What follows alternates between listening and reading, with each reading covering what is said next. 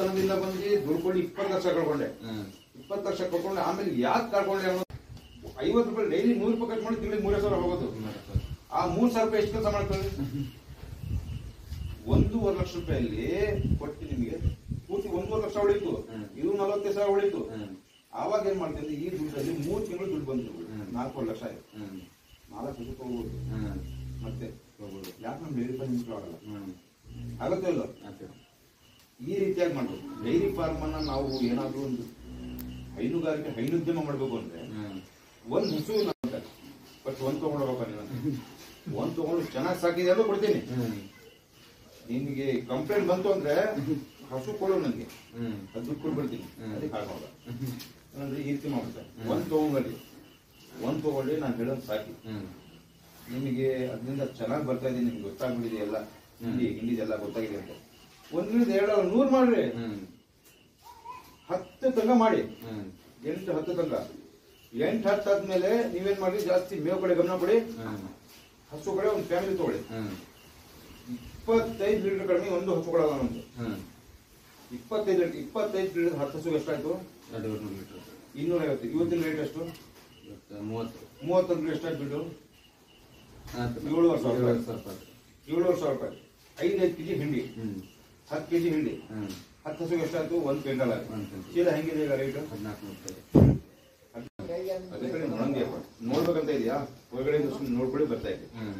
ಮತ್ ಸಂಜೆ ಅದಕ್ಕೆ ನೀವು 2 ಹಸು ಇದ್ರೆ 6 ಗಂಟೆ ಬರುತ್ತೆ. ನಮ್ಗೆ 3 ಗಂಟೆ ಹೋಗ್ಲೇಬೇಕು, ಯಾಕಂದ್ರೆ ನಮ್ಗೆ ಜಾಸ್ತಿ ಹಸುಗಳಲ್ಲ. ಸಿಂಪಲ್ ಆಗಿ ಅಷ್ಟು ಮಾಡಿ ನಿಮ್ ಡೈರಿ ಫಾರ್ಮ್ ಆಟೋಮೆಟಿಕ್ ಒಳ್ಳೆ ಹಸುಗೆ ಸ್ಟಾರ್ಟಿಂಗ್ ಅಲ್ಲಿ ಬಂದು ಏನ್ ಮಾಡ್ಬೇಕು ಅಂತ ಒಂದ್ಸಲಿ ಒಂದಿನ ಬನ್ನಿ, ಹಾಲ್ಟ್ ಹಾಕಿ ನೋಡ್ಕೊಳ್ಳಿ. ನಾವು ಮೇವು ಹೇಗೆ ಹಾಕ್ತಾ ಇದೀವಿ, ಹಿಂಡಿ ಹೇಗೆ ಹಾಕ್ತಾ ಇದೀವಿ, ನಮ್ಮಲ್ಲಿ ಯಾಕೆ ಹಾಲು ಜಾಸ್ತಿ ಕೊಡ್ತಾ ಇದ್ದೀವಿ, ಹೊರಗಡೆ ಯಾಕೆ ಕಡಿಮೆ ಕೊಡ್ತಾ ಇದೀವಿ ಅಂತ ಗೊತ್ತಾಗತ್ತೆ. ಹಸು ತಗೋಬೇಕು ಅಂದ್ರೆ ಇವತ್ತು ಸಂಜೆ, ನಾಳೆ ಬೆಳಗ್ಗೆ, ನಾಳೆ ಸಂಜೆ 3 ಹೊತ್ತು ಹಾಲು ನೋಡ್ಕೊಳ್ಳಿ. ನೋಡ್ಕೊಂಡು ತೃಪ್ತಿ ಆದ್ಮೇಲೆ ಹಸುಗಳು ತಗೊಂಡು ಹೋಗಿ. ಎಲ್ಲಿ ಅಂತಲ್ಲ, ಎಲ್ಲಾದ್ರೂ ಹೋಗಿ. ನನಗೆ ನಾನು ಕೊಟ್ಟ ದುಡ್ಡಿಗೆ ಬೆಲೆ ಬರ್ತದೆ. ನನಗೆ 1 ಲಕ್ಷ ಕೊಟ್ಟು ತಗೊಂಡ್ಬಂದಿರ್ತೀನಿ. 1 ಲಕ್ಷ ಕೊಟ್ಟು ತಗೊಂಡ್ಬಂದ್ರೆ ಅಲ್ಲಿ ನನಗೆ ಹಾಲು ಚೆನ್ನಾಗಿ ಬಂದಿರುತ್ತೆ. ಏನಾದ್ರು ನಾನು ಹಾಕೋ ಹಿಂಡಿನೂ ನೋಡಿ, ಏನೋ ಒಂದು ಹಸು ತಗೊಂಡಿದ್ದ, ಆ ಹಸುವಿಂದ ಮಾರ್ಗ 145 ಡೈಲಿ 80,000 ರೂಪಾಯಿ ಹಾಲು ಹೋಗ್ತೇನೆ. ನನಗೆ ಗೊತ್ತು ಹಾಲಲ್ಲಿ ಏನಿದೆ ಅಂತ, ಎಷ್ಟು ಲಾಭ ಇದೆ. ವರ್ಷಕ್ಕೆ 90-95 ಲಕ್ಷ ರೂಪಾಯಿ ಗುಣ ಮಾಡ್ತೇನೆ ನಾವು. 90-95 ಲಕ್ಷ ವರ್ಷಕ್ಕೆ 78-80 ಲಕ್ಷ ಅನುದಾನ ತಗೊಂಡ್ತೀವಿ. ನಮ್ದೇ ಓನ್ ಬ್ಯಾಂಕ್ ಇದೆ. ಬೇಕಾ 120 ರೂಪಾಯಿ ಲೀಟರ್, 20 ರೂಪಾಯಿ ಬಿಡು. ಅನ್ನ ಇರೋ ಹೊಸವರು ಎಣ್ಣೆ ಹಾಕ್ಬೇಕಾ 60 ರೂಪಾಯಿ ಲೀಟರ್, ಬೇಕಾ ಬಿಡು.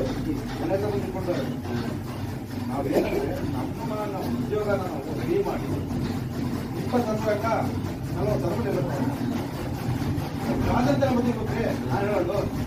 ನಾವು ಈ ರೈತರು ಯಾವಾಗ ಒಳ್ಳೆ ಜೀವನ ಮಾಡಬೇಕು, ರೈತರು ಒಳ್ಳೆ ಜೀವನ ಮಾಡೋದು ಯಾವಾಗ? ನಾವು ರೈತ ಸಮಸ್ಯೆ ಅಂದ್ರೆ ನಾವು ಯಾವತ್ತು ಹಾಳಾಗಿರ್ತೀವಿ. ಇವತ್ತು ಬೆಂಗಳೂರು ಹೋಗ್ರಿ, ಎಲ್ಲೋಗ್ರಿ, ಯಾವ ಶಿವಮೊಗ್ಗ ತಹಶೀಲ್ದಾರ್ ಯಾರಾದ್ರೂ ಆಗ್ಲಿ, ಎಷ್ಟು ತಗೊಂಡು ಮಾತಾಡ್ತಾರೆ ನನಗೆ. ಯಾಕಂದ್ರೆ ನಾವು ರೈತರಿಗೂ ಬೆಲೆ ಇಟ್ಟಿದೀವಿ. ಯಾವುದೇ ರೀತಿ ನಮ್ಗೆ ಬೆಳೆಯೋದು ನೋಡ್ಬೇಕು. ನೀವು ಒಂದು 2 ಹಸು ತಗೊಂಡ್ಬನ್ನಿ, ಮೇಂಟೈನ್ ಮಾಡಿ. ನಿಮ್ಗೆ ಸಂತೋಷ ಆಗ್ಬಿಡ್ತಾ? ಎಷ್ಟು ಮಾಡ್ತೇನೆ ಅಂದ್ರೆ 20 ಹಸು ನಾನು ಕೊಡ್ತೀನಿ, 20 ಹಸು ಹಳ್ಳಿಗಳು ಕೊಡ್ತೀನಿ.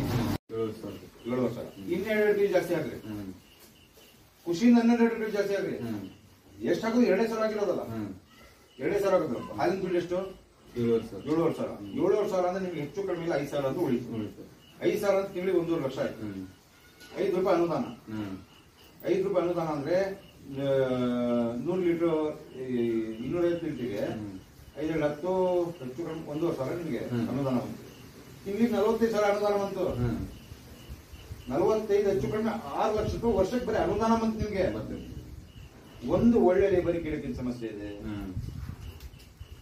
ನಾವೇನ್ ಮಾಡ್ತೀವಿ, ತಪ್ಪೇನ್ ಗೊತ್ತಾ ನಮ್ದು? ಎಲ್ಲ ನಾಳೆ ಮಾಡ್ಬೇಕಂತೀವಿ.